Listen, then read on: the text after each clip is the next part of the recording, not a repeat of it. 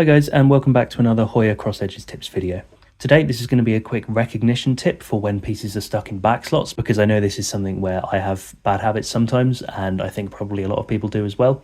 And a bit like how my video on choosing your third and fourth centers order was structured, this is going to be a bit more of a process that I would recommend that you follow to avoid doing bad habits. This is not going to be focusing on the exact solutions. This is going to be focusing on the thought process and how you approach yourselves, and like I said, how you can eliminate bad habits.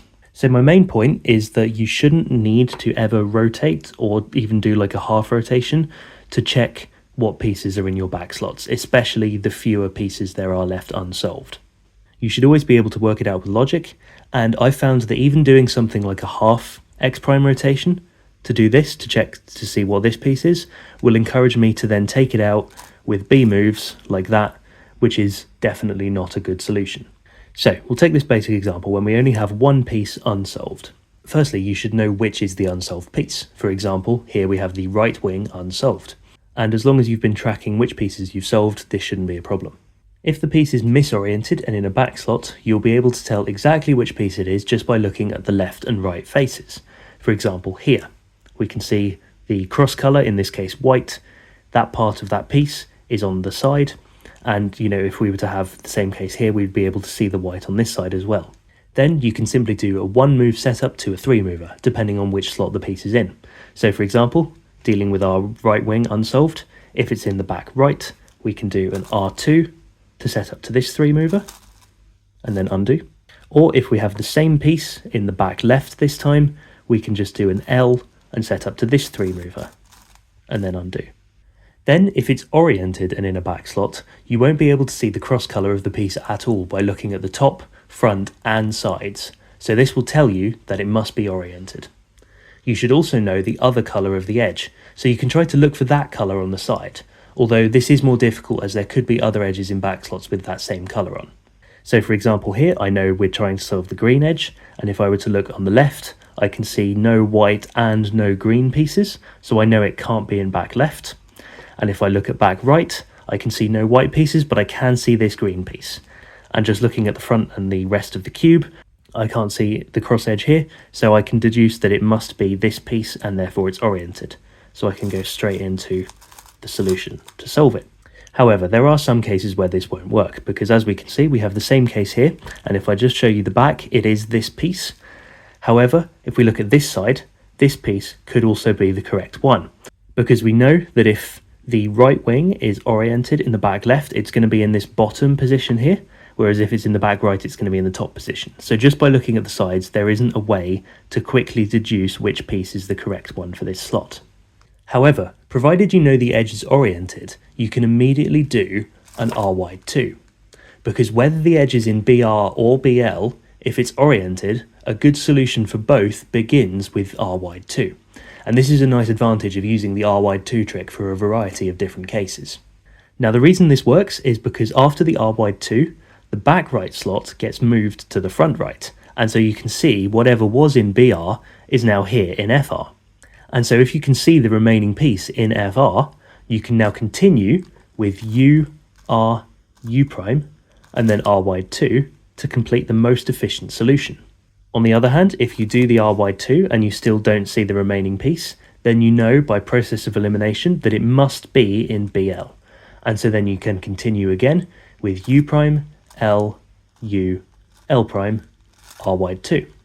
Now that isn't quite the most efficient solution for that case. There are 5-move solutions, but this one using the R wide 2 trick that I've shown you is definitely still a very, very good solution to that case. And it's much better, as I said, than rotating and using B moves to take the piece out. Now this of course also works with the left-hand wing, and what I'm going to do to demonstrate is use the last cross-edge trainer. I've just highlighted the 4 cases with the left wing unsolved and in a back slot, and I'm just going to do a couple of them randomly and show you the thought process from the beginning. So if I follow the scramble, so straight away we know that this piece is unsolved, we know it's going to be our left wing, and we can't see it on the top or the front, so we're going to look for a back slot. And so firstly, I'm going to look this side, and I can't see any white. I can see some green pieces, so it could be one of these.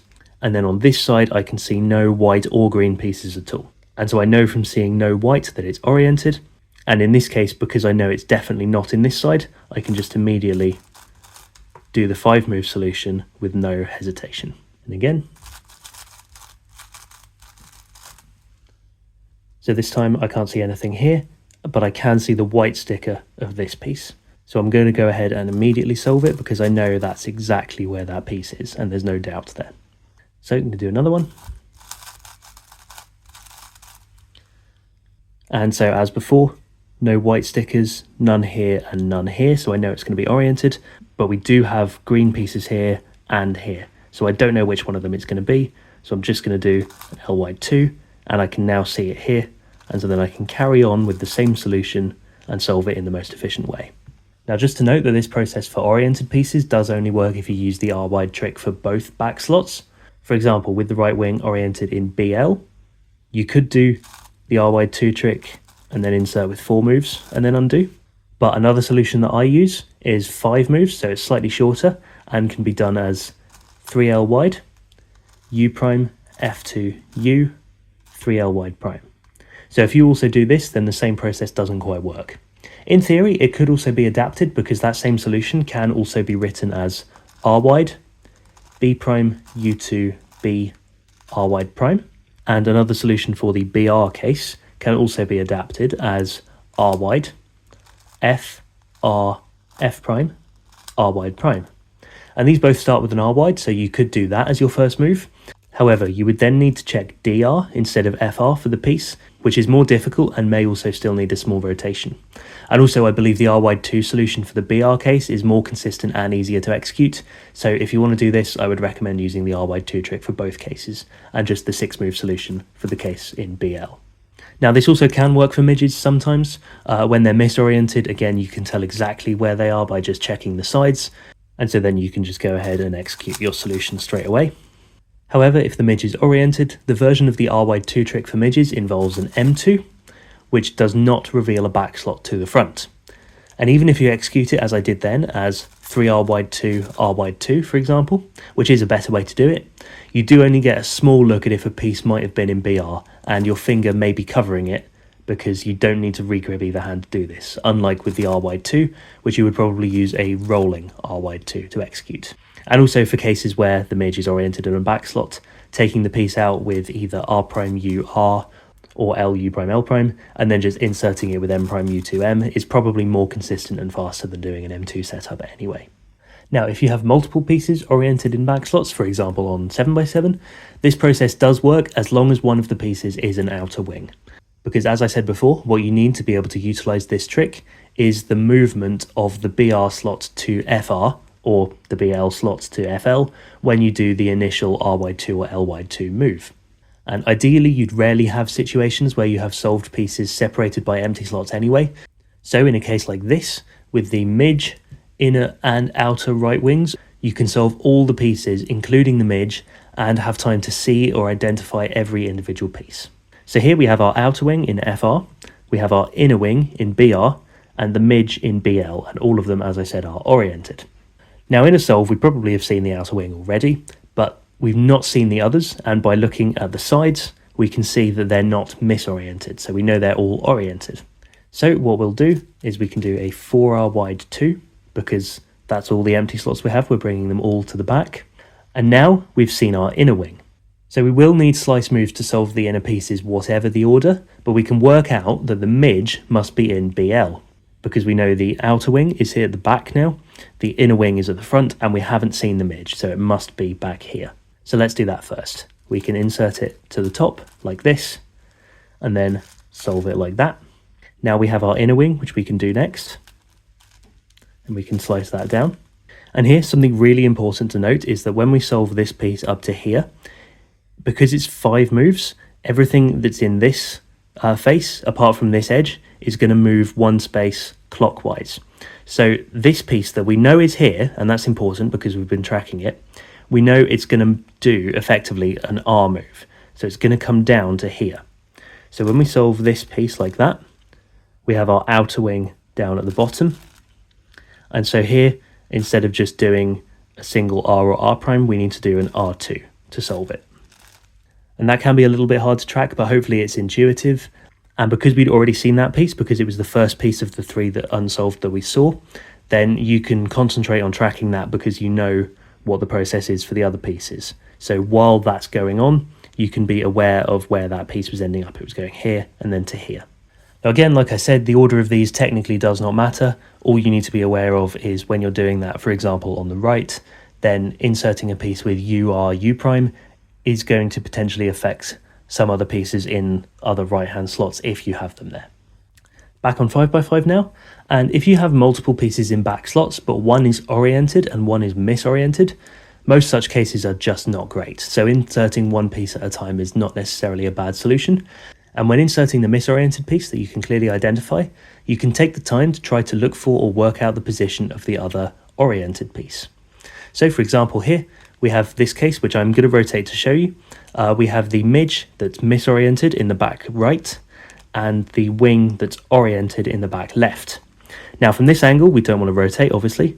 We are not sure about these 2 pieces. Either of those could be what we need. But if we look at this side, we can see our midge very clearly here. And so we can do an R2 straight away to set up to this. As we're doing that, we can see that this piece is not what we need. So the other piece must be back here. And then as we're solving it, we can see that it's going to be oriented. It must be this piece at the bottom.